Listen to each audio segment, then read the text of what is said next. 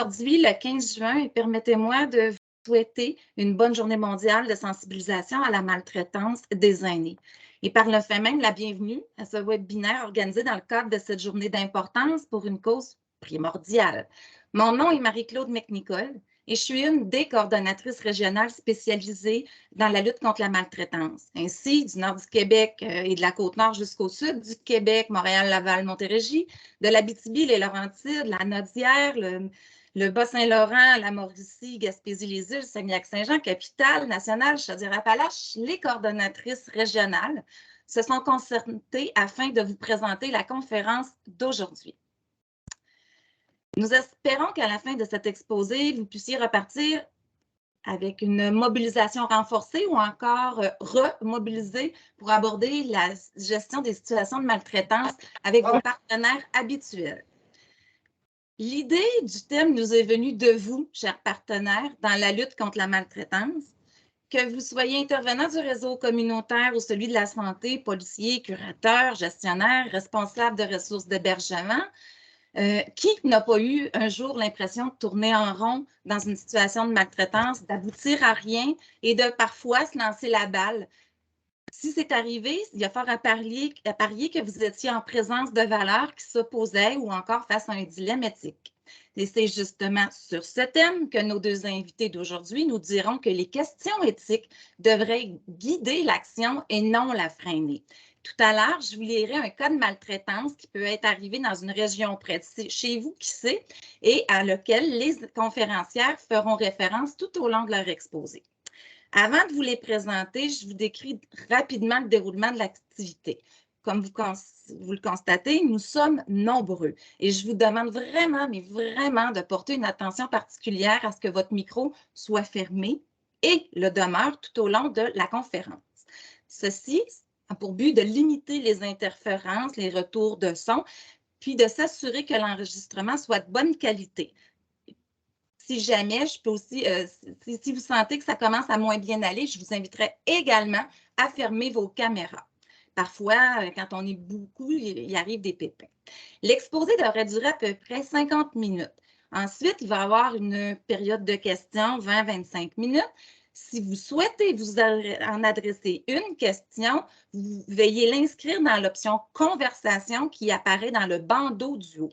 Mes collègues Audrey Walsh, Kathleen Gagnon et Linda Bérubé les rapporteront. Toujours dans le fil de discussion, plus tard, je vais placer un court sondage pour connaître votre appréciation de l'activité. Votre avis est important parce que ça nous permet de nous améliorer d'une année à l'autre. C'est 4 petites questions très courtes. Enfin, l'enregistrement, comme je vous dis, de l'exposé va être accessible, mais quelques jours après la conférence, via la chaîne YouTube de la chaire de recherche sur la maltraitance envers les personnes aînées. Pour y accéder, rendez-vous au www.maltraitancedesAînés.com en un seul mot et sans accent. Je suis heureuse de vous présenter Mme Alice Casagrande. Elle est diplômée de l'Institut d'études politiques de Paris, de l'Université de Cambridge et de l'École des hautes études en sciences sociales. Madame Casagrande a exercé dans l'univers associatif et public et s'est spécialisée dans la lutte contre la maltraitance des publics vulnérables. Depuis 2019, elle préside en France la Commission nationale de lutte contre la maltraitance et de promotion de la bientraitance.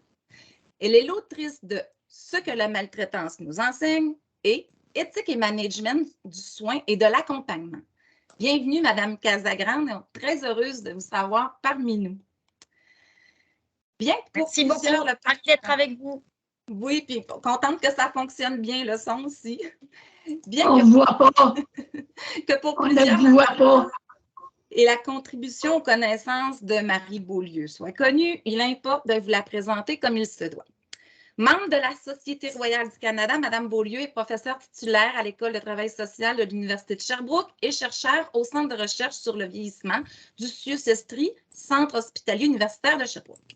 Depuis 2010, Mme Beaulieu est titulaire de la chaire de recherche sur la maltraitance envers les personnes aînées, financée par le gouvernement du Québec. Saluons au passage les collègues du secrétariat aîné du ministère de la Santé et des Services sociaux.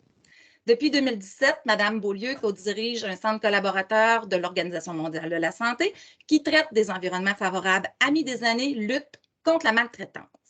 À ce titre, Mme Beaulieu a notamment aussi été membre de l'équipe de direction des travaux de consensus internationaux établissant les priorités en matière de lutte contre la maltraitance incluses dans la programmation de la décennie pour un vieillissement en bonne santé 2021-2030 de l'OMS.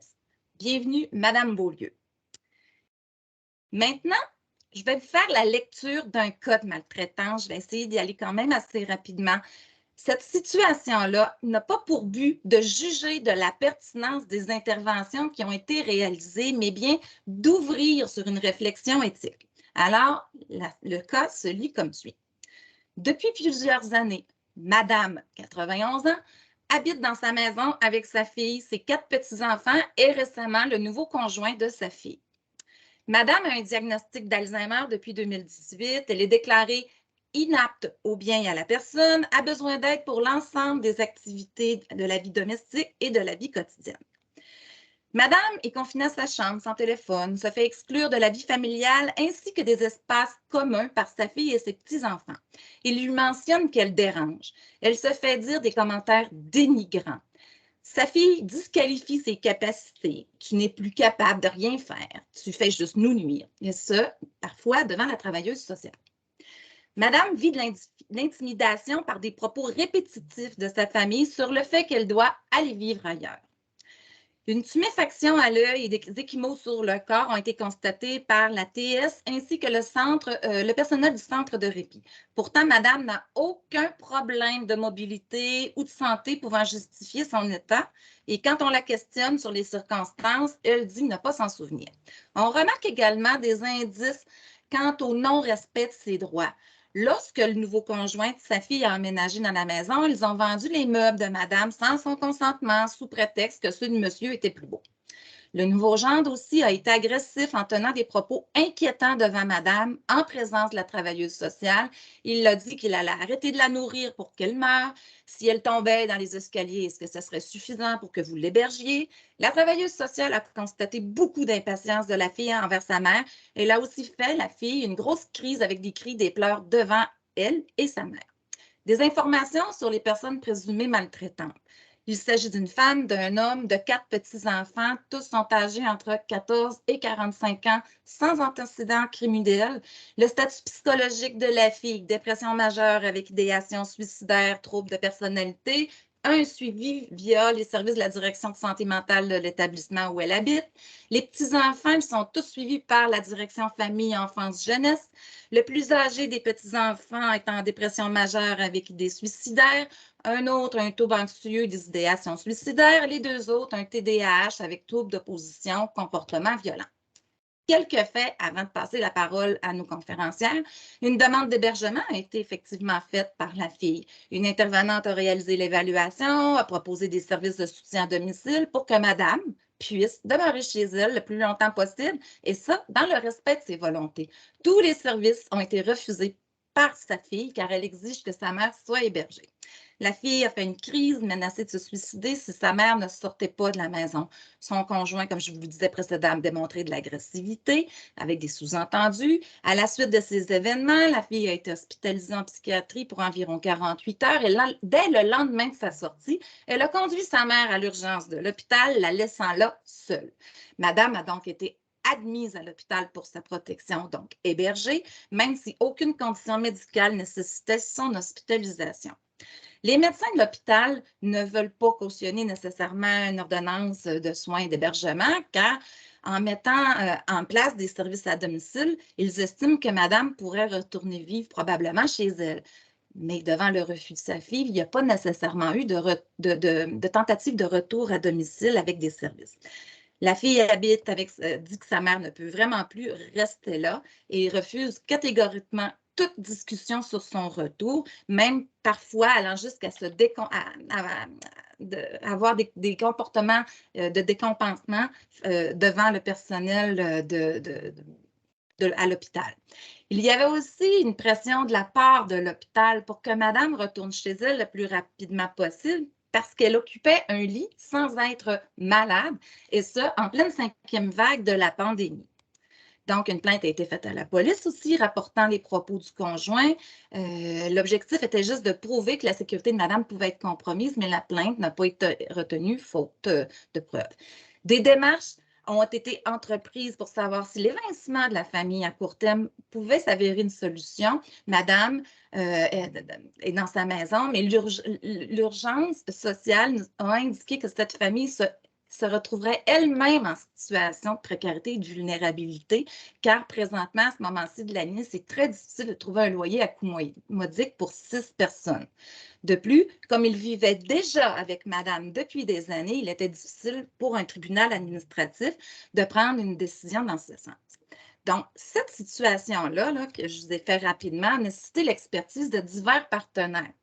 Plusieurs rencontres ont été réalisées afin d'explorer des pistes de solutions. Chaque fois, il y avait des avenues différentes qui étaient envisagées. Parfois aussi, il n'y avait pas des consensus francs. Donc, comme je vous le disais, ici, ce n'est pas la perspective clinique, c'est la perspective éthique qui nous intéresse. Et je devine également que c'est probablement le propos de nos conférencières qui vous intéressent bien plus que de m'entendre. Alors, sans plus tarder, je laisse la parole à Marie Beaulieu et à Alice Casagrande. Et à tous, je vous souhaite une excellente conférence et une très belle journée du 15 juin pour souligner la lutte contre la maltraitance. Merci beaucoup, Marie-Claude Nicole. Je veux te dire, Marie-Claude, que malheureusement, on ne te voyait pas. Fait que beaucoup de gens ont fait le commentaire dans le chat. C'est des choses qui arrivent par moment quand on est plusieurs à l'écran. Ah, tiens, là, tu viens d'apparaître. Désolée, erreur de débutante. Aucun problème, mais en fait, les gens s'inquiétaient. Donc, vous voyez que Marie-Claude est bien là. C'était pas juste une voix en arrière-champ. Écoutez, un immense plaisir d'être avec vous aujourd'hui dans une activité qui est intéressante parce qu'on a la chance de joindre deux voix.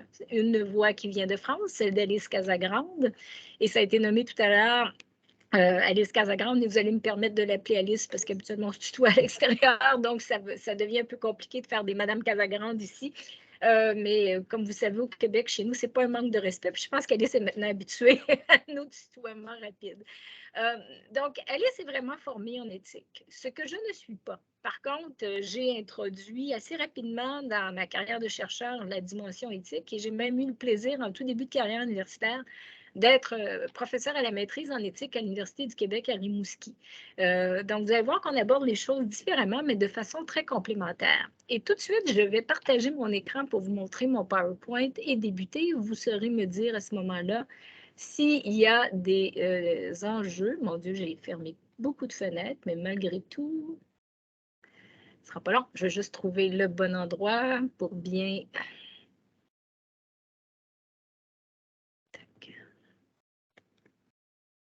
Je vais mettre en mode de projection.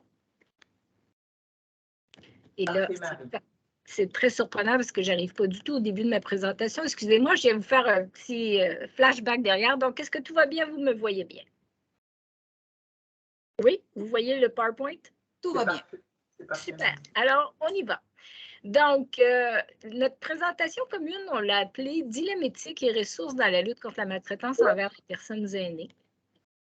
Et je rappelle, bien que ça a été très clairement nommé par Marie-Claude, que je suis titulaire de la chaire de recherche sur la maltraitance envers les personnes aînées depuis 2010 maintenant.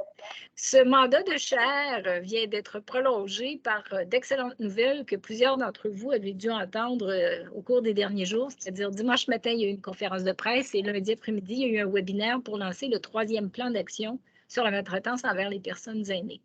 Donc, merci au gouvernement du Québec de financer une telle chaire. C'est la seule au monde qui est spécialisée dans la lutte contre la maltraitance. Donc, pas juste la seule en français, mais vraiment la seule au monde. Ce qui montre vraiment qu'au Québec, on a reconnu depuis longtemps l'importance du dialogue entre la recherche, la pratique et les planificateurs de politique publique. Je suis à l'Université de Sherbrooke et la chaire, elle est sise au Centre de recherche sur le vieillissement. Ma première partie, en fait, Alice fera la seconde, va aborder 4 points. D'abord, un bref rappel du contexte actuel, où je viens de vous dire on a un nouveau plan d'action, qu'est-ce que ça veut dire? Ensuite, un bref rappel de ce qu'est l'éthique, parce que souvent on entend le mot éthique, mais qu'est-ce qu'on y met derrière? Ce n'est pas nécessairement commun. Le grand dilemme éthique sur lequel j'ai travaillé depuis les années 2000, c'est l'opposition, mais je vous dirais beaucoup plus l'équilibration entre deux perspectives qui sont l'autodétermination des personnes aînées versus le besoin des protéger. Donc, vous voyez que c'est très volontaire d'avoir mis un « et » un « ou ». Et en fait, pour moi, c'est toujours un « et » parce que même si on est beaucoup dans un, on n'oublie pas l'autre. Et le dernier point que je me suis permise d'introduire, c'est toute cette réflexion sur votre propre autonomie professionnelle, parce que les questionnements éthiques mènent à ce genre de réflexion. Donc, bref rappel du contexte. Bien, on a une nouvelle définition de la maltraitance au Québec. Alors, de plan en plan, on a bonifié nos définitions pour arriver à quelque chose de plus complet. Alors, je vous lis cette définition qui est maintenant en force depuis dimanche matin. Elle dit « Il y a maltraitance quand une attitude, une parole, un geste ou un défaut d'action approprié, singulier ou répétitif, se produit dans une relation avec une personne, une collectivité ou une organisation où il devrait y avoir de la confiance et que cela cause intentionnellement ou non du tort ou de la détresse chez une personne adulte. » Je vais décortiquer avec vous parce que je vais vous nommer clairement les changements. Donc, avant, on parlait plus de gestes ou d'absence d'action. On a élargi pour reconnaître des attitudes, donc le non-verbal qui peut être très, très, très maltraitant sur un plan psychologique. On a aussi reconnu la question des paroles, donc la façon de s'adresser aux gens. Et encore là, dans les paroles, il y a à la fois ce qui est dit, mais il peut y avoir tout le ton avec lequel les choses sont dites. L'autre changement qu'on a fait, c'est qu'au Québec, on a voulu s'émanciper d'une définition de la maltraitance où ce serait une personne envers une autre pour reconnaître que oui, il peut y avoir des dynamiques interpersonnelles, mais qu'en fait, on sait que c'est très souvent aussi au sein d'une collectivité ou d'une organisation où ça peut se passer. Et le dernier changement que l'on a fait, c'est maintenant, on ne parle plus juste de personnes aînées, on parle bien de personnes adultes. Pourquoi on a fait ça? C'est qu'il y a une volonté de s'arrimer avec la loi L6.3, qui est en force depuis mai 2017, mais qui a surtout été renforcée par de nouveaux articles en avril dernier, où on parle d'une personne adulte en situation de vulnérabilité. De plus, vous le savez comme moi, une personne aînée, c'est avant tout une personne adulte. C'est juste un adulte un peu plus âgé que la moyenne des gens. En termes de forme et de type de maltraitance, nous sommes restés exactement sur la même nomenclature que dans le deuxième plan d'action, c'est-à-dire deux formes de maltraitance, qui sont soit la violence ou la négligence, et 7 types, le psychologique, le physique, le sexuel, matériel et financière, l'organisationnel. Et vous voyez que j'ai mis violation des droits et agisme en rouge, et ça, c'est la nouveauté. C'est qu'on reconnaît que dans toute situation de maltraitance, il peut y avoir de la violation des droits et il peut y avoir de l'agisme. Autrement dit, ces deux types-là peuvent être transversaux à tous les autres. Et on continue à dire au Québec qu'une maltraitance n'est pas nécessairement intentionnelle, elle peut être non intentionnelle. Et si je vous le précise, c'est que quand je travaille avec les gens de l'Organisation mondiale de la santé, pour eux, c'est nécessairement intentionnel. Donc là-dessus, au Québec, on se distingue en disant ce qui compte, c'est la résultante et non pas l'intention.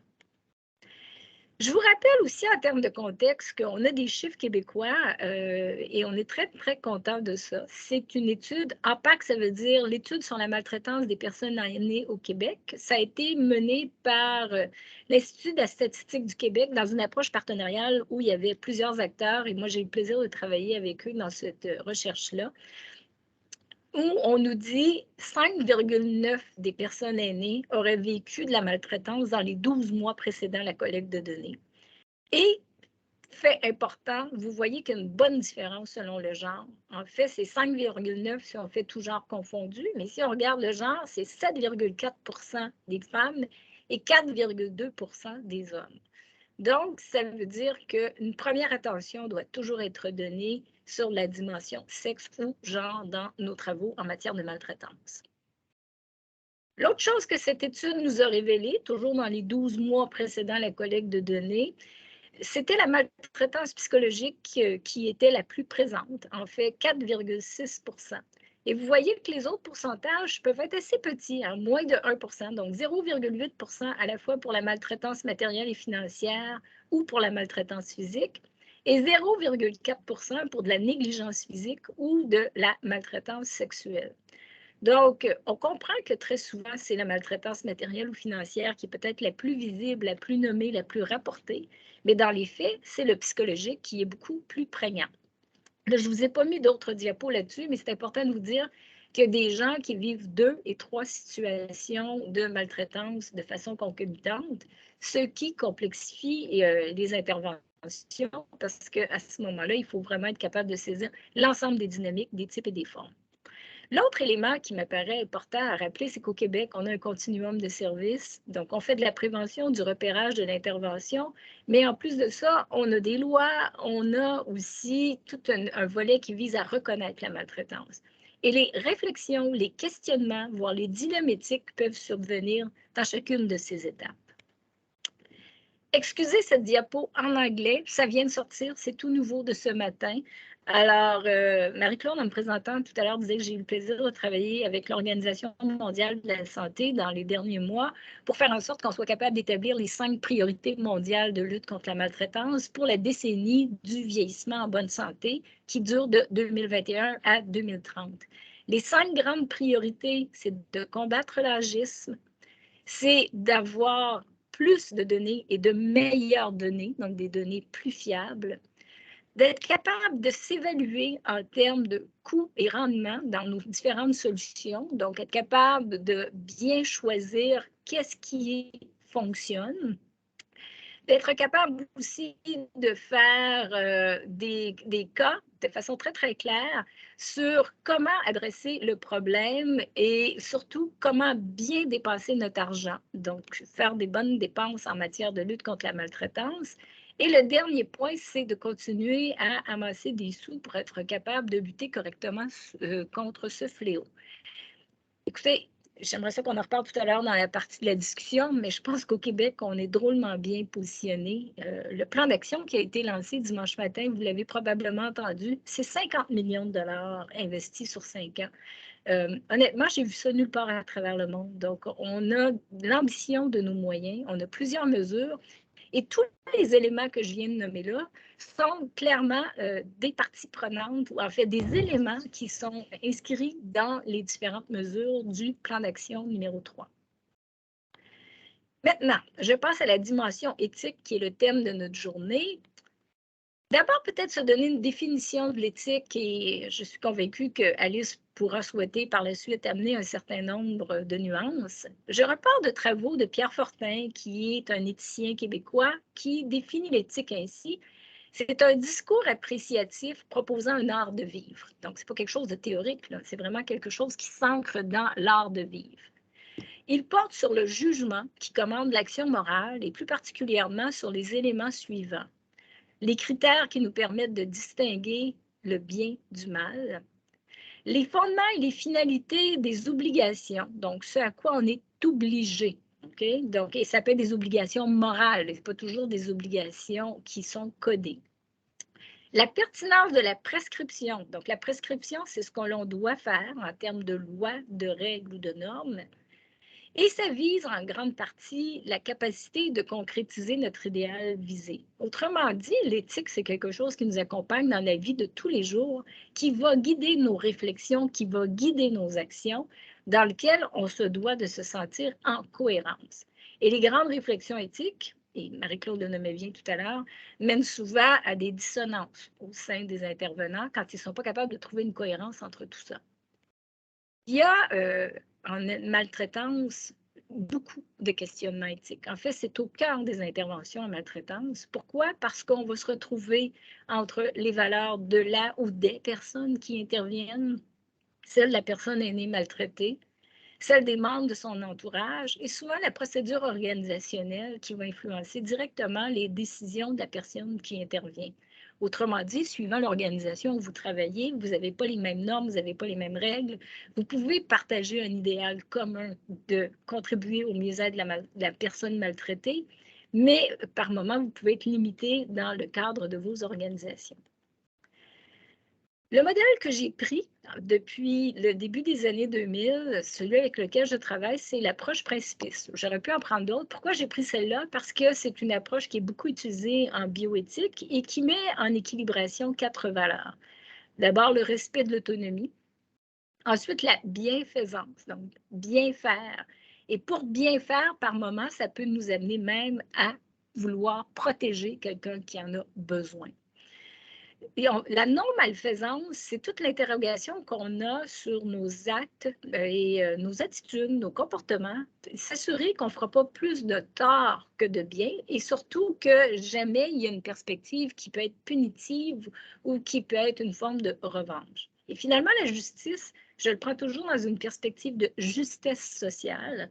Donc, est-ce qu'on est juste, est-ce qu'on est équitable dans nos services un peu partout au Québec? Est-ce que quelqu'un qui est maltraité à Sherbrooke va être traité de la même façon qu'à Laval ou dans n'importe quelle des autres régions du Québec?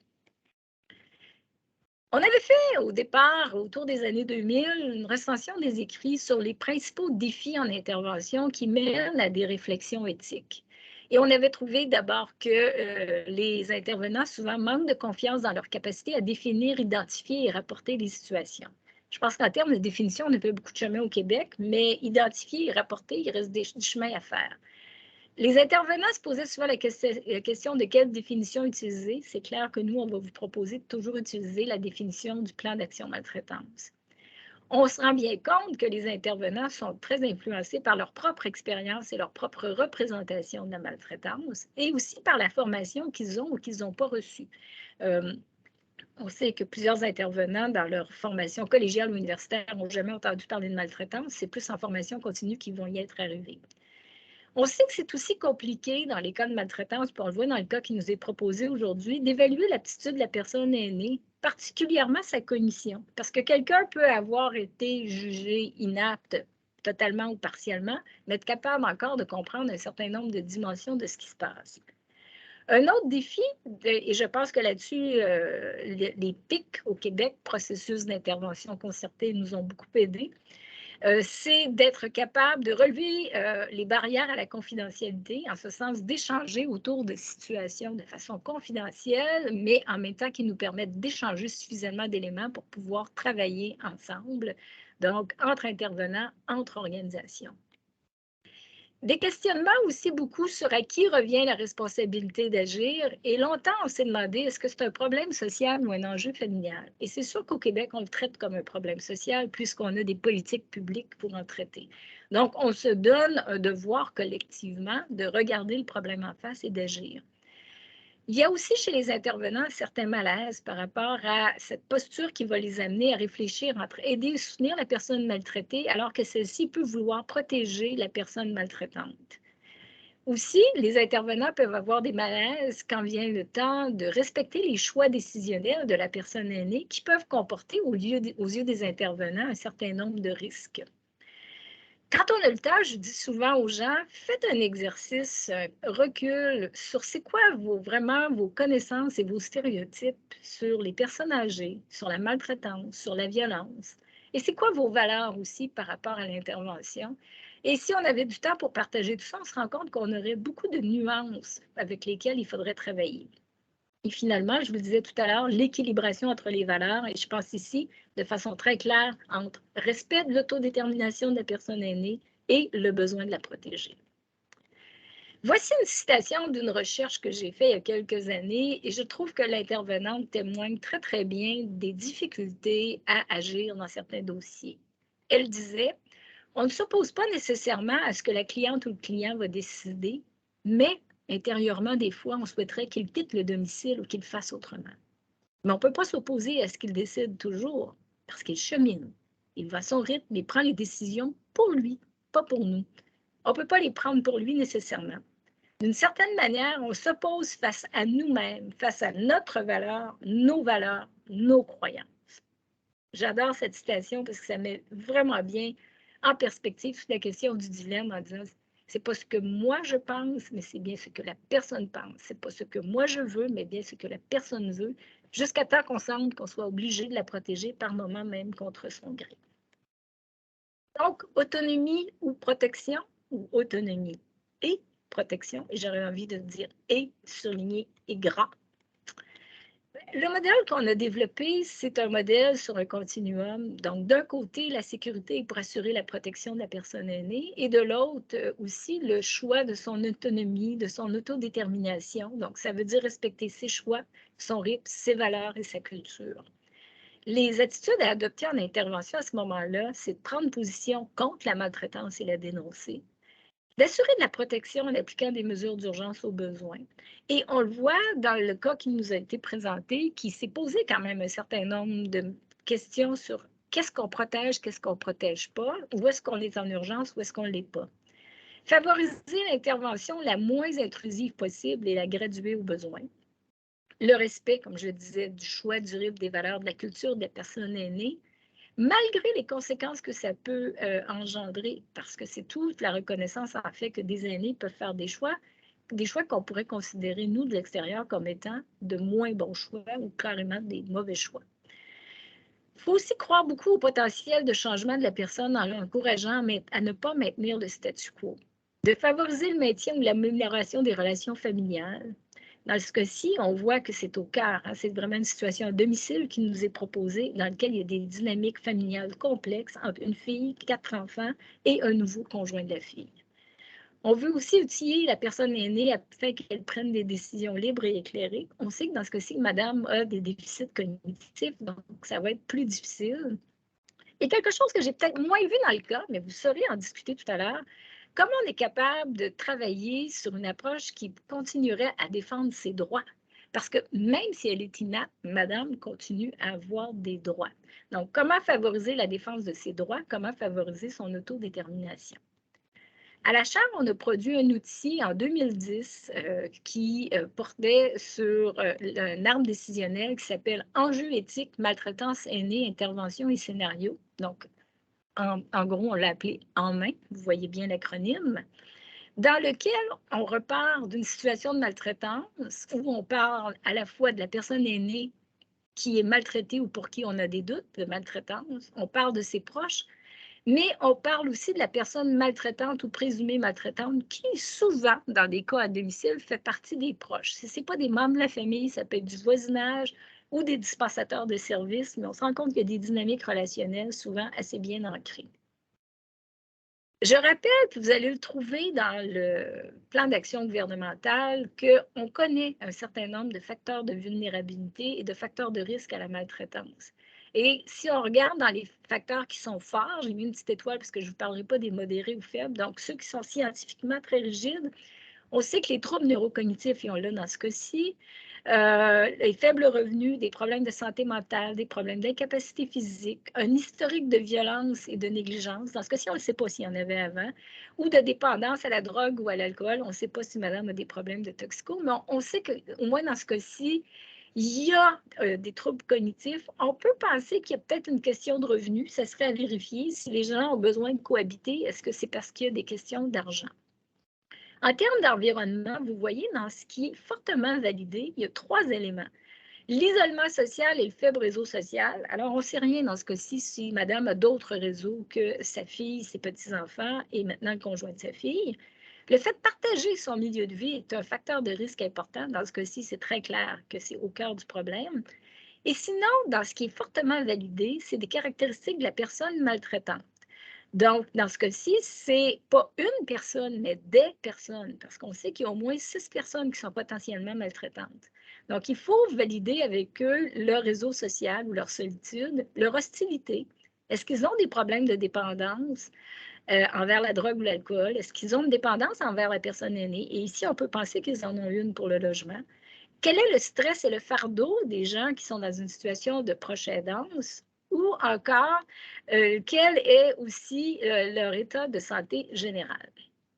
Donc, dans des facteurs de protection, donc des choses sur lesquelles on pourrait miser, dans le plan d'action, on en met une quinzaine, mais j'en mets 3 ici qui nous permettraient peut-être de faire un bout de chemin dans ce cas-ci.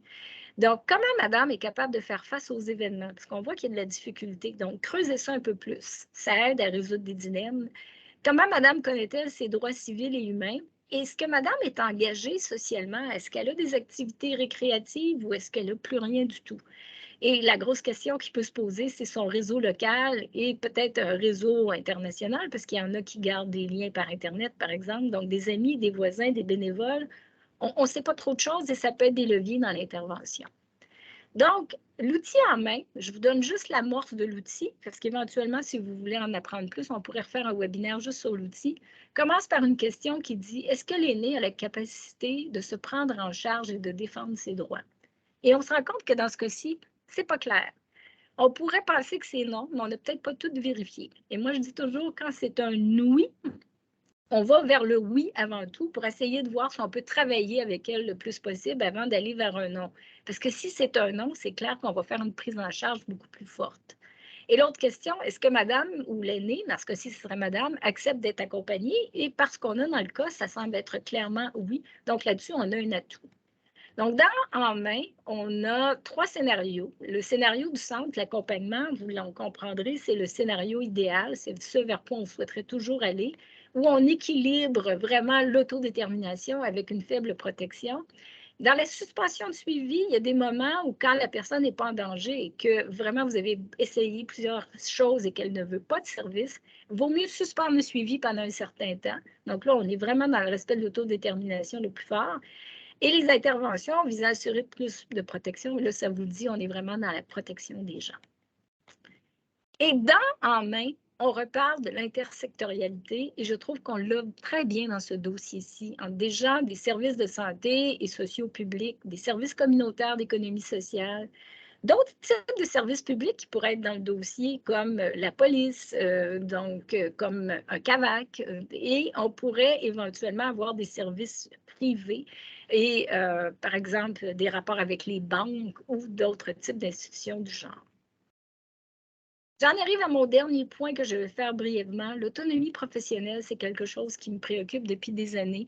Et en 2005, je publiais dans la revue NPS, qui tient pour Nouvelles pratiques sociales, avec Mylène Giassion, qui était une étudiante qui a fait sa maîtrise avec moi, un article qu'on a appelé « L'éthique et l'exercice de l'autonomie professionnelle des intervenants psychosociaux œuvrant auprès des aînés maltraités ».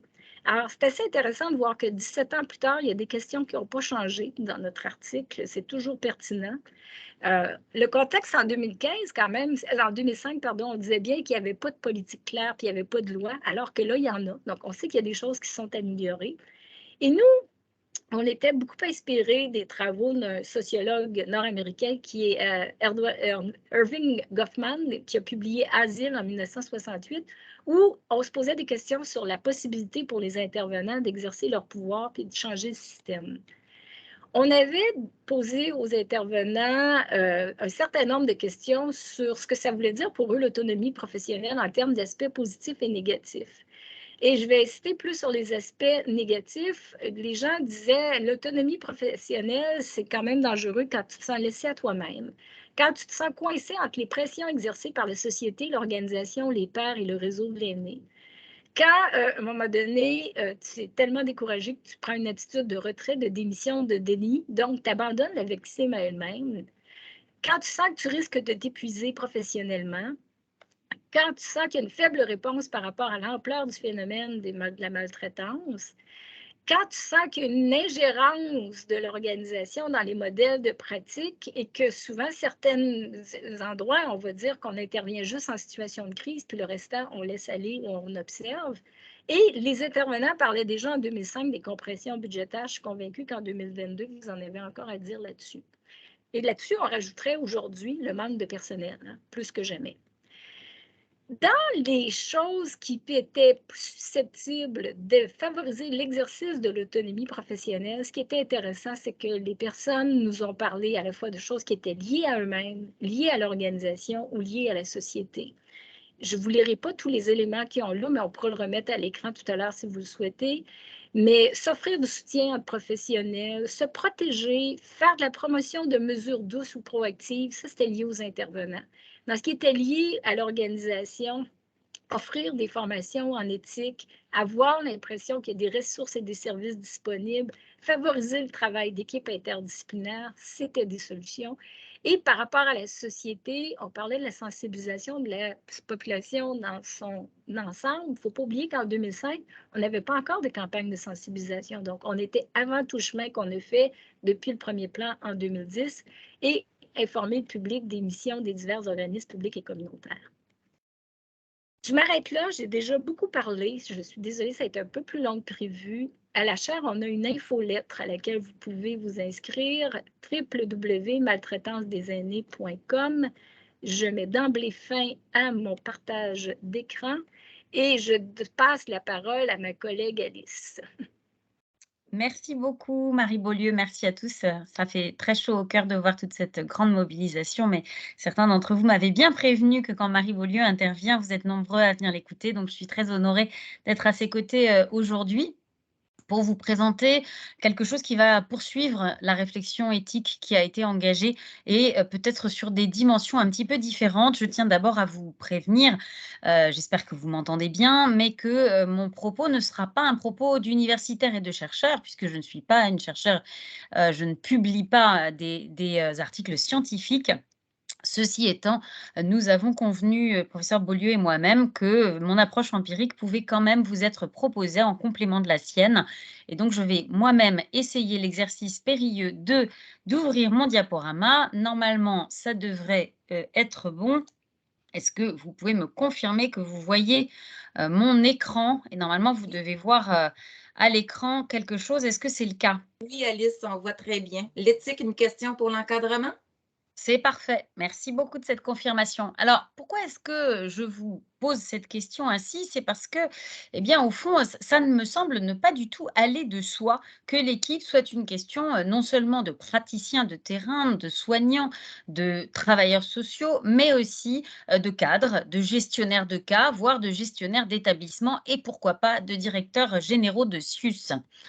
La réflexion éthique s'ancre et se discute traditionnellement eu égard à des décisions à prendre. Marie Beaulieu l'a dit, nous sommes dans le concret, nous sommes dans la recherche du bien et du mal dans les situations de tous les jours.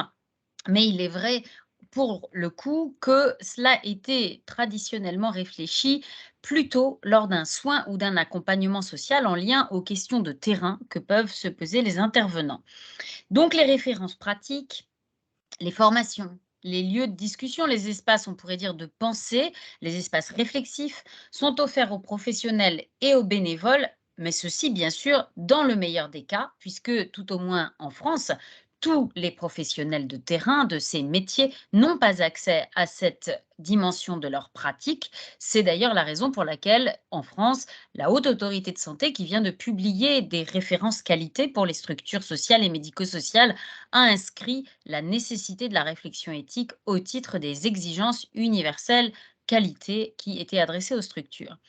Quoi qu'il en soit, si formation, lieux de discussion, lieux réflexifs sont offerts aux professionnels et aux bénévoles, à l'inverse, pour ce qui est de la France tout au moins, les cadres, les dirigeants sont réunis le plus souvent, si je vous fais part de mon expérience empirique, pour évoquer des données de gestion qui vont correspondre à une vision que j'appellerais mentalisée de l'activité, éloignée de la clinique, éloignée des réalités individuelles des personnes. Qu'est-ce que j'appelle vision mentalisée de l'activité? C'est ici une réflexion que je tire de la clinique du travail.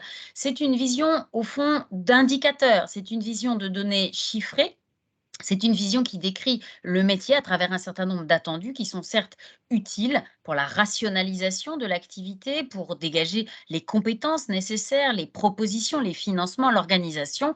Donc tout ça est très utile à la gestion, mais c'est très éloigné des éléments comme ceux du récit que nous avons entendu sur cette femme et les parties prenantes de la situation. Donc les dirigeants et les cadres, quand ils sont réunis, eh bien, ils comparent leurs indicateurs, alors leurs indicateurs d'absentéisme, leurs indicateurs de durée de séjour, leurs indicateurs d'utilisation de médicaments, que sais-je encore, mais on n'est pas du tout sur ce champ de l'éthique. Quand ils ne sont pas en train d'évoquer les données de gestion, eh bien, ils sont tout simplement là, et c'est bien normal, pour prendre connaissance des directives opérationnelles de l'organisation qui sont censées mettre en œuvre. Autrement dit, on est dans un certain nombre de cas, dans des réunions que vous connaissez pour certains d'entre vous très bien, qui est d'écoute de ce que la direction générale, la gouvernance ou la politique publique a décidé. Alors, dans les organisations ouvertes, on a des débats autour des directives opérationnelles. Il y a aussi des organisations où la discussion n'est pas prévue, mais quoi qu'il en soit, on est là encore dans quelque chose de très éloigné de l'éthique.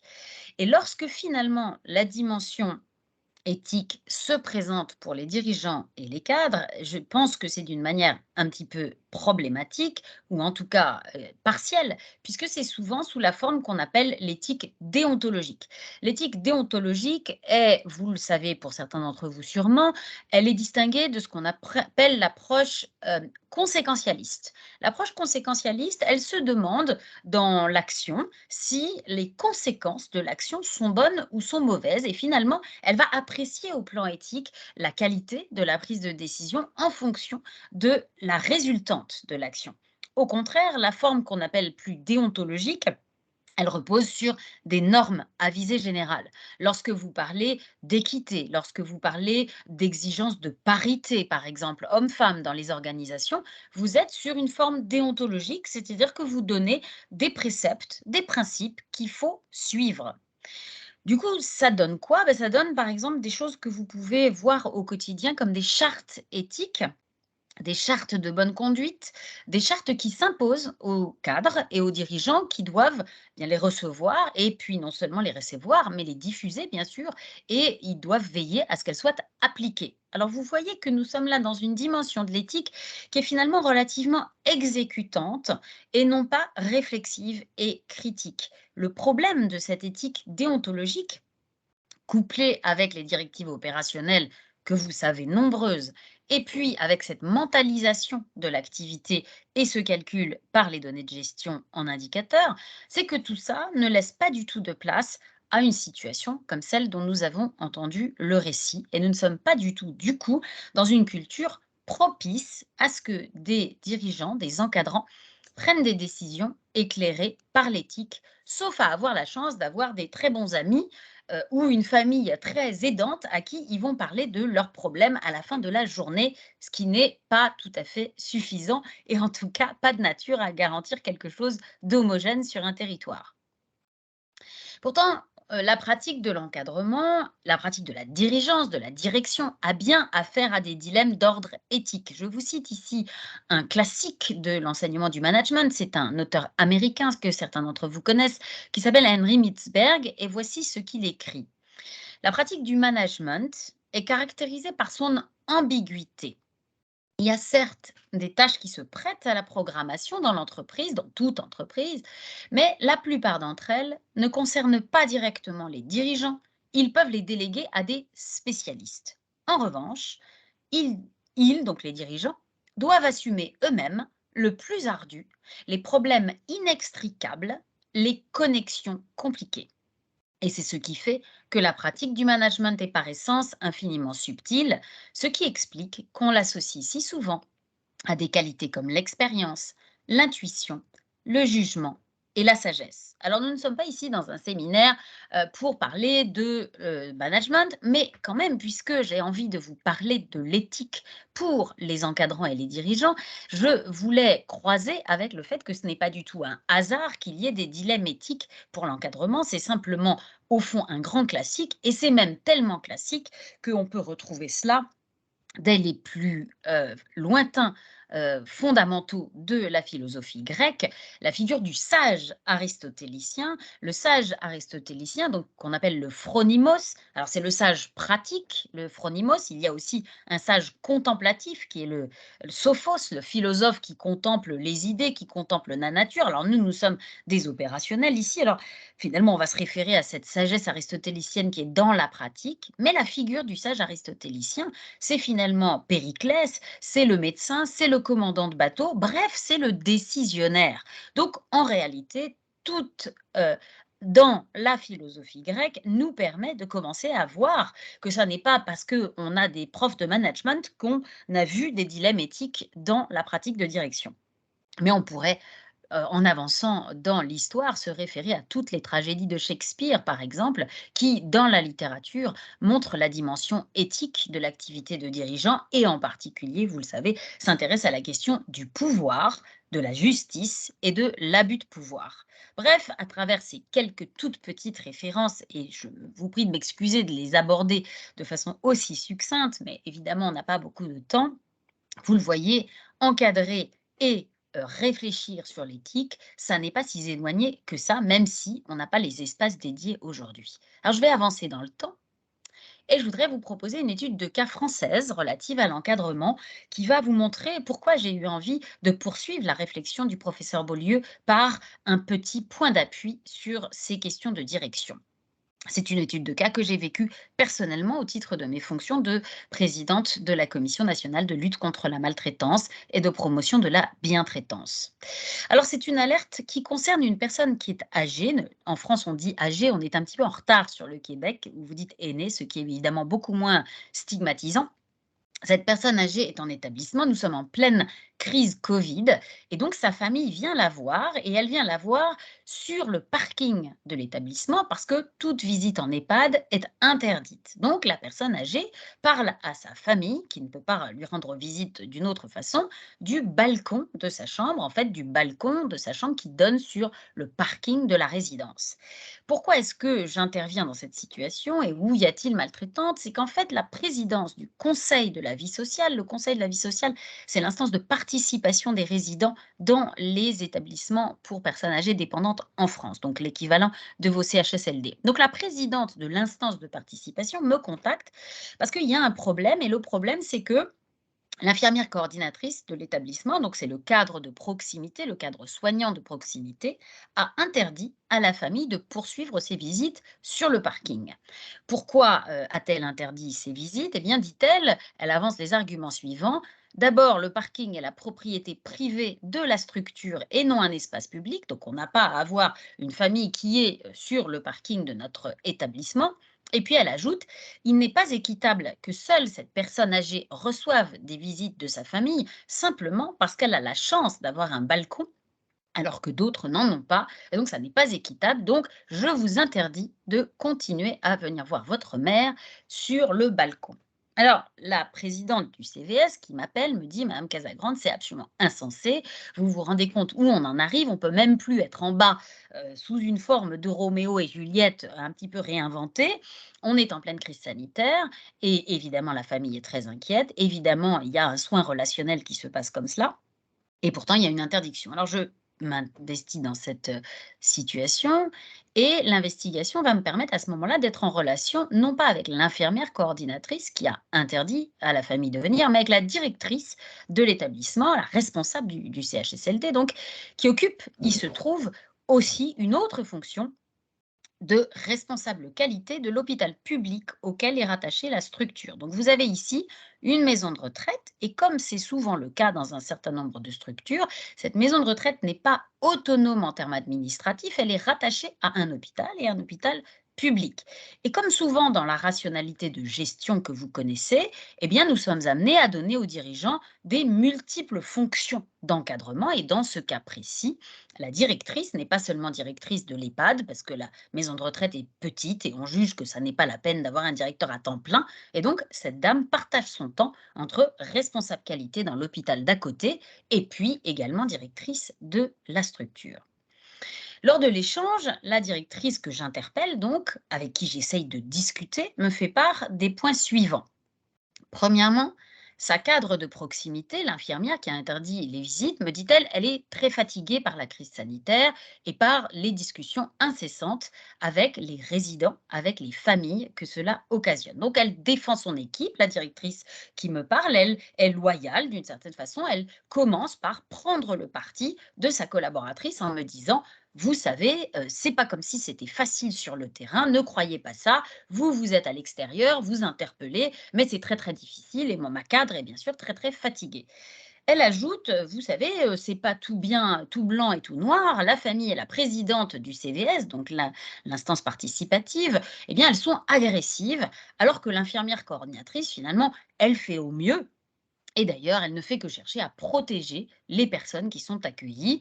Et donc, vous voyez que là, dans cet argument-là, la directrice met en cause les personnes qui se plaignent et les trouve finalement bien exigeantes face à un service public qui est en difficulté et qui fait de son mieux.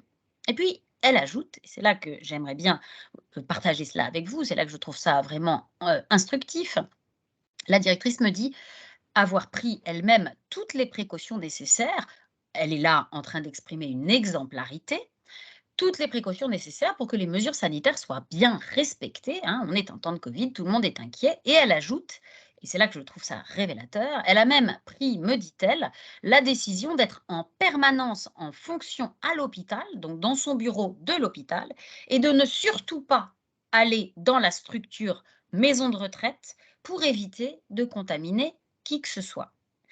Ça veut dire, si je vous le reformule pour être sûr d'être clair, que cette directrice qui est à la fois en poste qualité dans l'hôpital et directrice d'un EHPAD, donc d'un CHSLD, a pris le parti de ne pas être sur le terrain auprès des personnes et auprès des équipes. Elle considère qu'elle a fait le bon choix, il ne fallait pas risquer de contaminer les résidents. Et elle ajoute donc, vous voyez bien que l'infirmière, c'est pas facile pour elle, ce d'autant, ajoute-t-elle, que je ne suis pas là. La question, selon moi, qui se pose en matière d'éthique, c'est au fond, on a une infirmière cadre qui a interdit ses visites, mais est-ce que le problème relève de cette infirmière cadre qui a une attitude sécuritaire ou est-ce qu'il relève de la directrice qui, en plein milieu de la tempête, n'est pas présente auprès de ses équipes? Ou bien est-ce que cela relève même d'ailleurs? Est-on dans un schéma gestionnaire qui fait que tout le monde est découragé d'être sur le terrain au profit de cette sécurité sanitaire et de cette gestion à distance par ordinateur et par indicateur? Alors, du coup, ce que je voudrais maintenant vous dire, suite à cette situation particulièrement poignante pour moi et pour les personnes qui la vivaient, vous voyez bien qu'il y a des points de vue évidemment opposés, et c'est le propre de l'éthique, Marie Beaulieu l'a déjà dit, il n'y a pas une vision, il y a des visions qui s'affrontent. Je voudrais vous évoquer ce qui, de mon point de vue, se passe depuis le Covid, c'est la multiplication récente des dilemmes éthiques de l'encadrement. Et donc, pas seulement des intervenants, eu égard aux aînés et à leurs proches, mais de l'encadrement. Est-ce qu'il faut prendre le parti du droit au risque face à une équipe, c'est-à-dire à un ensemble de professionnels qui a peur du virus, c'est-à-dire à une équipe qui, au fond, refuse les consignes de son encadrement au motif qu'il a bien le droit de ne pas prendre de risque pour lui-même? Que faut-il faire? Forcer les professionnels, ce qui n'est jamais très souhaitable en matière d'encadrement, mais se porter garant pour les personnes, comment choisir? Faut-il prendre le parti de l'autodétermination des personnes aînées dont Marie Beaulieu a déjà parlé, mais comment le faire face à un médecin qui a un pied dans l'établissement et qui s'estime, lui, responsable de la santé des personnes accueillies et qui fait valoir non seulement son autorité de médecin, mais les directives des autorités de santé, des autorités administratives. Nous avons des agences régionales de santé qui, pendant la crise sanitaire, ont émis des consignes. Et comment faire pour un directeur qui a face à lui un médecin qui dit d'abord, c'est moi qui prends les décisions médicales et en plus, je suis appuyé par des directives administratives qui s'imposent à nous. Comment, autre dilemme éthique, confronter ses propres idées sur l'autodétermination à celle de ses pairs gestionnaires? Si un directeur dans une région, un directeur d'EHPAD souhaite promouvoir l'autonomie des personnes, souhaite intervenir quand il y a des abus de pouvoir, des restrictions de liberté abusives, comment va-t-il survivre dans un écosystème où les directeurs se connaissent, comparent leurs pratiques et où il peut être, en matière d'écosystème, disqualifié?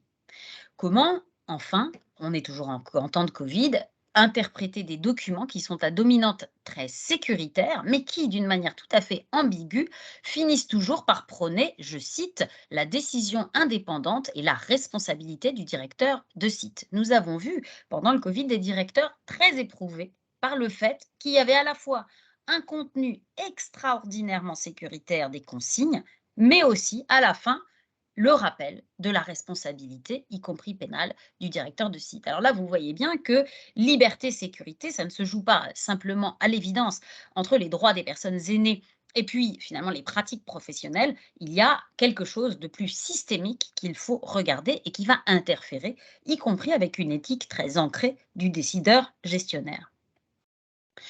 Ces dilemmes, on pourrait dire, bon, nous sommes peut-être à peu près sortis, ou en tout cas de la phase aiguë de la crise sanitaire, mais il y a des dilemmes qui ne sont pas propres à cette crise et qui sont plus classiques, mais qui ont été rendus aigus à la fois par la crise d'attractivité que connaît notre secteur et par une forme de tension post-Covid qu'on observe en tout cas en France. Alors, je vous en cite 3. Recruter pour les remplacements d'été ou bien des postes de nuit, des professionnels qui ne nous ont pas convaincus lors de l'entretien de recrutement. Jusqu'où prend-on le risque? Quand on est en direction, en recrutement, dans des situations où il faut faire confiance, il faut introduire dans l'équipe, dans les services, des professionnels pour lesquels parfois on n'a pas de certitude, on n'a pas même l'intime conviction qu'ils sont dans un respect, dans une compréhension suffisante des personnes âgées. Faut-il placer les professionnels à domicile en situation d'intervenir sans aucun tuilage préalable avec un collègue expérimenté? Là, on est dans des situations de gestion, on est en pénurie de personnel. Alors, dès qu'on trouve quelqu'un, hop, ça y est, on y va. Et on n'a pas nécessairement le temps de faire en sorte qu'il y ait une arrivée, une intégration du nouveau collaborateur qui permette à la fois de l'installer dans des pratiques qui sont conformes à l'éthique de l'organisation, mais aussi qui permettent de l'observer en situation pour vérifier que tout est bien compris, tout s'installe sereinement. Troisième exemple de dilemme très classique, là c'est en termes disciplinaires, faut-il donner une seconde chance à un professionnel malgré des conduites maltraitantes, parce qu'au fond, le sanctionné reviendrait à risquer un conflit avec l'équipe, ou bien parce que ça poserait un problème dans la continuité de l'activité. Que faire? Faut-il prendre le parti que la bonne gestion, c'est faire vivre l'éthique de la lutte contre la maltraitance et de la promotion de la bientraitance d'une façon intransigeante? Faut-il se dire qu'on va développer l'attractivité justement en ayant une haute idée du service rendu? Ou faut-il à certains moments faire des compromis avec d'une certaine façon une approche réaliste? Réaliste voulant dire ici que on minimise, on banalise des risques de maltraitance. Vous voyez que même hors Covid, c'est ce que j'ai envie de vous dire, il y a des sources de dilemmes éthiques pour l'encadrement et la direction qui sont continuelles. Alors, évidemment, les directeurs, les cadres ne sont pas tout le temps en situation de pouvoir être vigilants, de pouvoir tout contrôler, de pouvoir tout accompagner. Ils ont des défis multiples et du coup, au fond, le pari classique, c'est de déléguer la responsabilité de la vigilance aux praticiens de terrain, de faire confiance à ces équipes. Et c'est évidemment une marque d'éthique organisationnelle que d'être capable de dire aux praticiens, aux intervenants qui sont auprès des personnes, au plus proche des personnes et des familles, écoutez, nous allons vous demander d'être les porteurs, d'être les garants de cette culture de bientraitance et de la lutte contre la maltraitance. Alors les praticiens, c'est logique, sont ceux qui voient et connaissent les difficultés, donc il est indispensable, et c'est assez logique, de les former, de les accompagner, de les soutenir lorsqu'ils rencontrent des situations de maltraitance, pour que l'encadrement les aide à leur donner des suites appropriées. Sauf que, et c'est là que je voudrais en venir, c'est mon dernier point, cette approche de confiance se heurte à deux difficultés qui ne sont pas des moindres. Et je voudrais vous donner quelques exemples. Première difficulté, c'est ce que j'ai appelé la puissance des loyautés internes, c'est-à-dire la difficulté de la révélation des maltraitances commises par des pairs. Et je vais y insister dans un instant. Deuxième difficulté, c'est la division entre les multiples organisations qui participent à l'accompagnement, cette fois à domicile, et les désaccords d'ordre éthique qui peuvent se faire jour à l'occasion d'une situation de maltraitance que par conséquent, on a du mal à résoudre. Alors, qu'est-ce que je veux dire par loyautés internes? Qu'est-ce que j'ai envie de vous transmettre aujourd'hui à ce sujet? Vous avez vu dans le diaporama qu'a tout à l'heure diffusé Marie Beaulieu, vous avez vu des chiffres, mais peut-être vous les avez vus très rapidement, j'y reviens donc, que l'Organisation mondiale de la santé nous indique que 2 équipes d'institutions gériatriques sur 3 ont commis des maltraitances envers les personnes accueillies dans l'année qui précède la parution de ces chiffres. 2 équipes sur 3. Donc les professionnels d'institutions et leur encadrement avancent en général, vous le savez mieux que personne, traditionnellement l'absence d'effectifs comme motif principal de la maltraitance, ou du moins en France, nous avons évidemment de manière récurrente la tension sur les effectifs, les limites des ressources qui expliqueraient ces formes de maltraitance qui se déroulent en institution. Dans ces conditions, le dilemme éthique deviendrait pour les encadrants: est-ce que je choisis de mettre la pression sur les équipes? Elles ne sont pas très nombreuses, elles ne sont pas nécessairement suffisamment présentes pour respecter les personnes aînées, les familles, ou alors est-ce que je me montre tolérant, si je puis dire, au vu des circonstances? C'est l'ajustement éthique dont je parlais tout à l'heure. Sauf que nous sortons en France d'une crise très retentissante dont j'aimerais vous parler suite à la parution de l'ouvrage de Victor Castanet, Les Fossoyeurs, en février dernier, qui a mis à jour à grande échelle un système de maltraitance institutionnelle institué.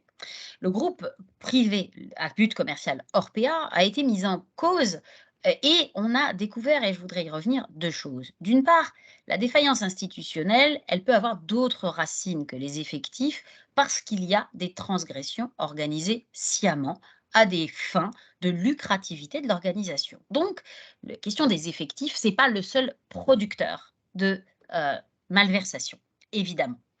Mais d'autre part, et j'aimerais y revenir, l'une des questions qui se pose et qui ne se pose pas du tout uniquement chez Orpea, c'est le silence généralisé des cadres quant aux transgressions de l'organisation.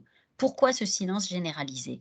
Eh bien, il se trouve que le groupe Orpea et bien d'autres sont des groupes qui permettent l'ascension sociale d'une façon tout à fait significative pour des professionnels qui initialement sont très peu qualifiés, sont très donc peu rémunérés et que l'entreprise va sciemment envoyer en formation pour progresser dans l'échelle sociale, progresser en compétences, progresser en rémunération. Évidemment, c'est un modèle vertueux, c'est un modèle de responsabilité d'une entreprise, c'est un modèle qu'on peut qualifier d'éthique. Sauf que ça produit quoi? Ça produit des loyautés internes pour des cadres. Il faut vous imaginer quand vous êtes passé de préposé aux bénéficiaires, d'auxiliaire de vie, du plus bas niveau de qualification et que vous devenez infirmière coordinatrice puis directeur, eh bien vous devez tout à cette entreprise et donc vous avez une loyauté qui fait que vous allez très difficilement prendre la parole sur les malversations internes. Ceci est vrai pour les cadres de ce groupe privé, mais pas du tout seulement pour eux. Ceci est également vrai pour des professionnels, vous le savez bien, qui se protègent et qui parfois ne veulent pas être le traître finalement qui va dénoncer l'une de leurs collègues. Les dilemmes éthiques au sein du réseau, je finirai là-dessus. Où est le lieu pour penser les désaccords? Alors, vous avez au Québec ouvert cette formidable initiative du PIC. Nous n'avons pas cela en France. Et donc, comme nous n'avons pas cela, voici ce qui se passe. Eh bien, nous avons un constat de situation de maltraitance qui porte en lui toujours un ancrage émotionnel, une représentation implicite de ce qui est permis, de ce qui est souhaitable ou de ce qui est interdit. Et les professionnels au domicile de la personne n'ont pas, bien sûr, les mêmes visions selon qu'ils appartiennent à la police. On a vu tout à l'heure cette fameuse plainte déposée dans la situation qui n'était pas retenue. Dans l'univers judiciaire, mais dans le champ du soin, souvenez-vous des médecins de l'hôpital qui considéraient que on n'allait pas garder cette dame alors qu'elle occupait un lit, il y avait des priorités. Le Covid était prioritaire sur la violence. Souvenez-vous aussi que les médecins disaient finalement que cette dame, elle devrait rentrer chez elle. Donc vous voyez bien qu'il y avait diverses parties prenantes suivant qu'on est d'un métier ou d'un autre, d'une organisation ou d'une autre. Le défi, c'est donc la possibilité d'une élaboration d'éthique collective qui permettent de penser les différences de vision et d'associer aux échanges évidemment les personnes elles-mêmes et leurs proches parce que c'est un grand hors-champ très souvent. C'est donc avec la ressource d'une éthique de la discussion au sens du philosophe allemand contemporain Jürgen Habermas que je pense qu'il faut avoir recours. Cette méthode consiste à mettre en commun d'une part les faits, mais pas seulement les faits, également les récits sur les faits. La manière de raconter, évidemment, est empreinte d'une subjectivité, d'une culture organisationnelle, les opinions, les jugements et puis les émotions éprouvées, car le champ émotionnel est évidemment un champ à travailler pour prendre une décision concertée. Je voudrais vous laisser maintenant avec cette phrase d'Herman Melville qui a écrit une nouvelle qui s'appelle Billy Budd, qui me semble bien résumer la complexité de notre question éthique, qui, dans l'arc-en-ciel, peut marquer l'endroit où finit le violet et où commence l'orange. je vais cesser le partage. J'espère ne pas avoir été trop longue. Non, pas du tout, merci beaucoup. Je vérifie avec votre son. Moi, je vous entends très bien, en tout cas. Oui, c'est bon, parfait. Est-ce que vous pouvez maintenant, Madame Casagrande, fermer votre micro pour pas qu'il y ait d'interférence? Merci beaucoup. Et on en serait rendu justement à la période de questions. Puis là-dessus, j'ai des rapporteuses qui vont m'aider. Alors, je leur cède tout de suite la parole parce qu'elles ont suivi le fil de conversation depuis le début. Alors, Audrey, Kathleen, Linda, c'est à vous. Pour l'instant, il y a une question qui a été nommée. C'est une personne qui aimerait revenir là, au début de la conférence quand on aborde le respect de l'autodétermination et le besoin de protection. Et la question était, quand une personne est apte et ne veut pas changer sa situation, jusqu'où est-ce qu'on doit aller dans le respect là, avant de protéger la personne contre son gré? Quelle est cette limite qui est toujours très difficile pour les professionnels? C'est la question qui est posée. Je présume que la question vient vers moi. Alors, j'ose me lancer et puis Alice, tu pourras évidemment te lancer toi aussi par la suite. La question que vous posez est fondamentale. Je pense que c'est probablement un des plus grands malaises en intervention que vivent les intervenants, à savoir, on propose différentes choses. La personne, on se rend compte qu'elle est capable de s'autodéterminer puis qu'elle comprend la situation. Rappelez-vous ma question d'amorce tout à l'heure pour l'outil en main. Donc, est-ce que la personne comprend ce qui se passe et est capable de s'autodéterminer? La façon dont vous posez la question, elle semble être capable de l'être. Dans ce cas-là, l'important, c'est de garder le contact. Mais par moment, d'accepter qu'on est peut-être mieux d'arrêter de parler de maltraitance, parce que si on parle de maltraitance, on risque de perdre les liens de confiance. Et très souvent, les intervenants nous disaient, le plus grand défi, c'est d'établir un lien de confiance. Et autant ça peut être long à établir, autant ça peut être très facile à perdre. Donc, moi, je dis toujours aux intervenants, vous ne vous retirez pas aussitôt qu'elle vous dit non la première fois. Ça, c'est pas de faire son travail. Mais en même temps, à force de proposer des choses, d'amener la personne à proposer d'autres façons de lire la situation, puis si elle n'est pas d'accord, puis si elle ne souhaite pas et qu'elle est complètement apte, ben, c'est un adulte à part entière qui a entièrement le droit de refuser des services et qui a entièrement le droit de continuer à cheminer. Donc, le seul moment où vous pourriez protéger cette personne-là contre son gré, c'est s'il y avait effectivement une situation très, très grave qui menace sa vie ou la vie d'autrui. Sinon, vous ne pouvez pas. Et ça, je pense que c'est souvent le contexte qui dérange le plus les intervenants. Mais si on accepte ensemble, c'était vraiment une de mes prémices, même avec la définition, qu'une personne aînée, c'est un adulte à part entière, et j'ajouterais ce que je dis régulièrement dans mes cours pour ceux qui m'ont eu comme prof, capable d'autodétermination jusqu'à preuve du contraire. Ben, s'il est capable d'autodétermination jusqu'à preuve du contraire, tout ce qu'on peut faire, c'est cheminer avec, et proposer des choses et respecter qu'elle puisse ne pas vouloir, et que si on insiste trop, on risque effectivement de mettre en l'entièreté de la relation en péril. Donc, et par moment, ça peut vouloir dire, et c'était nommé dans les récits que je vous ai amenés tout à l'heure de la part des intervenants, ça peut malheureusement vouloir dire attendre une certaine forme de crise avant de pouvoir agir. Je vous remercie beaucoup et je crois que la dernière diapo que vous nous avez présentée au niveau de l'arc-en-ciel résume très bien cette difficulté-là. Merci beaucoup pour vos présentations, c'est très apprécié. Est-ce qu'il y aurait d'autres questions dans notre fil de conversation? Pour l'instant, il n'y a pas d'autres questions qui sont apparues. Je ne sais pas si Mme Casagrande voulait compléter les propos de Mme Beaulieu ou pas. Est-ce que je peux? J'ai mis une question, mais peut-être que vous ne l'avez pas vue. Est-ce que vous m'entendez bien? Oui? OK. Alors, moi, je suis de chez DIRA Laval. On s'occupe d'abus et maltraitance envers les aînés. Alors, on a un peu d'expertise dans ce domaine.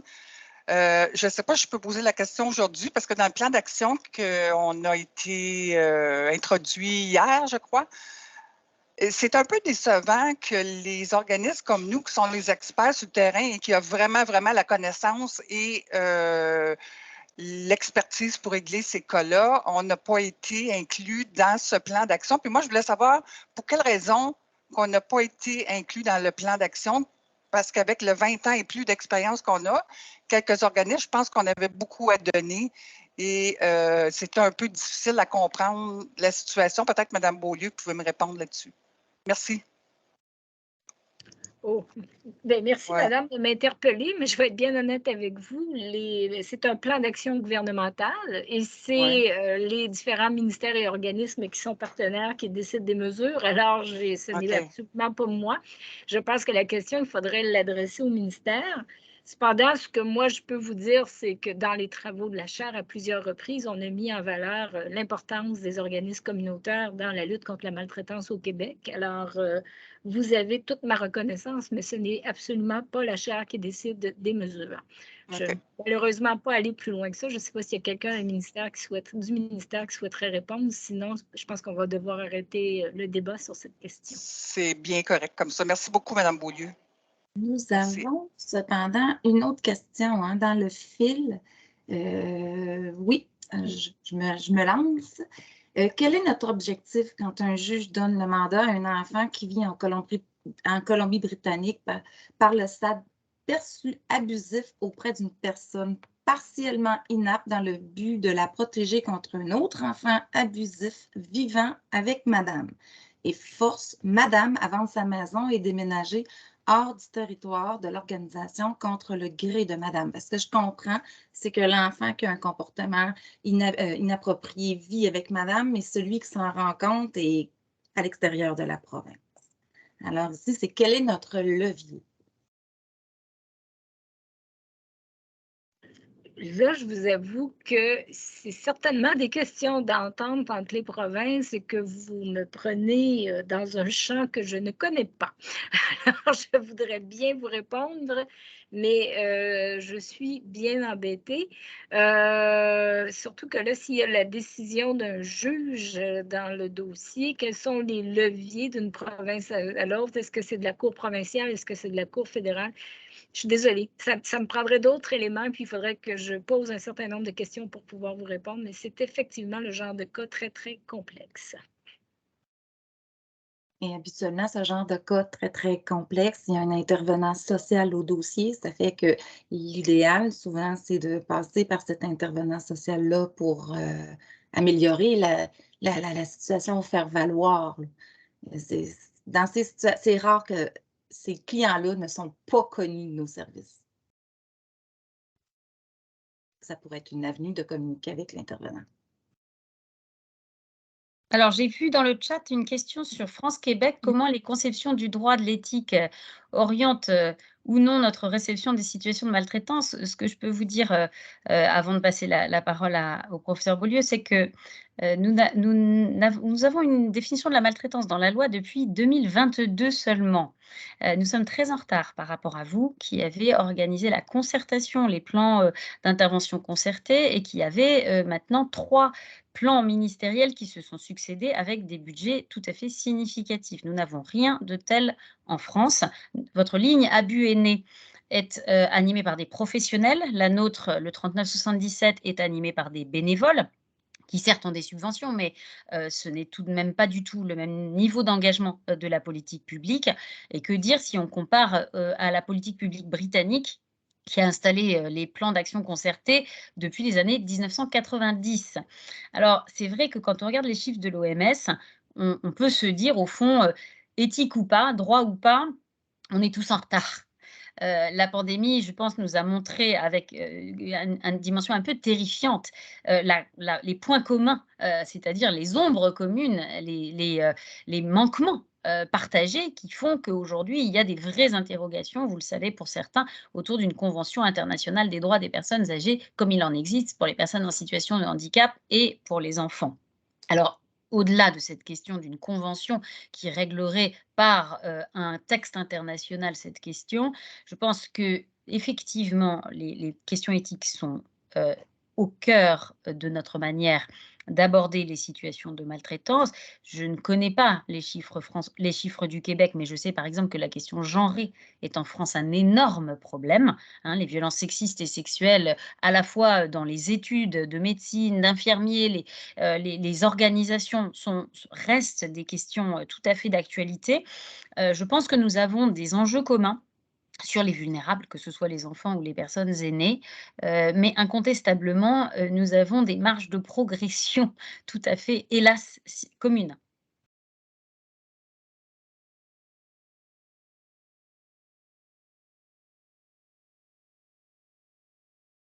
Est-ce que Mme Boulier, vous vouliez compléter les propos de Mme Casagrande? En fait, je dois vous dire que cette semaine, en fait, depuis la semaine dernière, il y a une délégation française au Québec. On travaille ensemble. Ils sont 3. Aujourd'hui, Alice est avec nous, mais il y en a 2 autres qui sont là. Et on est justement dans ces grandes réflexions sur qu'est-ce que la France peut apprendre du Québec, qu'est-ce que le Québec peut apprendre de la France et comment on nomme les problèmes différemment, comment on travaille différemment, mais comment on peut aussi avoir des visions complémentaires. Alors, je pense que vous allez avoir différentes choses qui vont sortir de cette mission-là, mais ce que je peux vous dire qui, pour nous, a été vraiment frappant, et là-dessus, Alice Casagrande est toujours très modeste, là, mais au Québec, dans le premier plan d'action, on ne parlait pas de bientraitance. On l'a abordé dans le deuxième, mais la façon d'aborder nos travaux au Québec ont grandement été inspirés par les travaux en France, dont ceux conduits par Alice sur le sujet. Alors que côté terminologie, ils avaient moins d'avance que nous et dans la dernière année, ils ont fait une grande conférence de consensus et tout ça. J'ai eu le plaisir de travailler avec eux pour qu'ils puissent mener ces travaux-là, mais ils se sont donné une définition bien à eux, pas la nôtre. Donc, je pense qu'on s'influence sur des méthodes de travail, mais il faut toujours respecter nos propres contextes culturels et nos façons de poser les enjeux. Et le plus grand enjeu, je pense, dans la différence, c'est qu'en France, ils ont abordé la maltraitance à travers tout public, donc enfance, handicap, personnes adultes, personnes aînées, alors que nous, on parle vraiment de personnes aînées entre nous, et ça me fait réfléchir quand je travaille avec les collègues français sur comment ça se fait qu'on n'a peut-être pas plus de dialogue avec les gens justement du secteur de la maltraitance envers les enfants ou même du secteur de la violence conjugale ou intrafamiliale. Donc, nous, on est peut-être plus cloisonnés par public. Il y aurait peut-être une dernière question qui a été notée dans le clavardage avant de procéder au mot de la fin. Une personne nous demande, donc vous avez parlé d'éthique collective, quelles seraient les étapes pour y arriver? Qui influençons-nous dans un premier temps? Y a-t-il des stratégies plus favorables que d'autres? Alors, il faut commencer par les DG. Parce que si vous n'influencez pas les DG de SUS, si vous ne posez pas la question de la gouvernance, vous rattrapez par les exécutants des questions qui ne sont pas traitées au plus haut niveau, ce qui est un problème de démocratie. Vous ne pouvez pas demander à des auxiliaires de vie de s'intéresser à des dilemmes qui n'ont fait l'objet d'aucune préoccupation du côté des dirigeants. Et je ne dis pas ça à la légère. Il se trouve qu'en France, j'ai été engagée dans des travaux autour de l'attractivité des métiers du grand âge, des travaux successifs autour de Dominique Libaud et de Myriam El Khomri. Et donc, nous essayons de réfléchir, je crois, comme vous, à cette désaffection des métiers du grand âge. Et j'ai eu l'occasion d'interroger les responsables d'agences régionales de santé, donc les autorités de santé en France, et de leur demander, au fond, dans leur progression de carrière, à quel point ces enjeux de bientraitance étaient des enjeux qui comptaient dans leur progression de carrière. Les 3 directeurs généraux d'agences régionales de santé qui étaient présents m'ont dit « Ce sont des enjeux très importants pour nous ». Et l'un d'entre eux a ajouté « Mais nous ne sommes pas du tout évalués là-dessus ». Alors, une stratégie qui ne commencerait pas par les dirigeants me semble une stratégie un petit peu suspecte, si vous voulez. Pour autant, soyons un tout petit peu lucides. Peut-être que les directeurs généraux de SUS, c'est pas tout de suite. Alors, au moins, on peut se permettre de le penser, de leur en parler, de leur dire est-ce qu'il n'y aurait pas pour vous un intérêt à être en train de débattre? Parce qu'après tout, ce sont des êtres humains aussi et ils ont des dilemmes et des arbitrages. Mais peut-être faut-il au moins poser qu'il y a, avant d'entamer une démarche éthique avec les intervenants de terrain, des fondamentaux qui doivent être débattus et qui doivent faire partie d'une culture d'entreprise. Alors peut-être non pas comme l'application d'une charte automatique, mais comme finalement une véritable réflexion dès la formation initiale pour que la gestion ne soit pas un exercice qui soit détaché des questions de valeur. Je n'ai absolument rien contre le fait que les valeurs du soin, les valeurs du travail social soient vivantes, soient débattues, soient en question, mais je trouve qu'il y a quelque chose d'incomplet si on ne commence pas par les équipes de cadres, de gestionnaires de cas, et par conséquent, pour moi, une stratégie cohérente commencerait par là. C'est très intéressant, puis c'est drôle que la dernière question était sur l'éthique collective, parce que c'est ça que je retenais tout à l'heure en me disant, c'est pas une éthique, c'est l'éthique collective. Oui, ça doit être porté en haut lieu. Au Québec, on est vraiment sur la bonne voie avec l'obligation, de par la loi, que chaque établissement adopte une politique. Maintenant que cette politique-là soit transmise et validée au ministère, donc on est vraiment sur la bonne voie. Madame Beaulieu puis Madame Casagrande, on vous remercie beaucoup parce que l'éthique, ce n'était pas nécessairement probablement un sujet qui était facile à aborder, quoique on ne s'en sort pas de l'éthique, surtout dans nos situations complexes. Il ne peut pas avoir une solution simple à une situation complexe. Et fondamentalement, mes collègues coordonnatrices et moi, on pense qu'il y a des pistes de solutions d'abord pour se sortir du ressac ou pour partager une prise de décision collective en l'abordant par une perspective éthique. Donc, vous nous avez rendu ça beaucoup plus facile et beaucoup plus intéressant et on vous remercie beaucoup. À tous les participants, vous étiez nombreux, à un moment donné, on était au-delà de 500, quelques 517 et plus. On vous remercie. Je vais mettre dans le lien de la conversation le raccourci pour le questionnaire forme. Merci de le compléter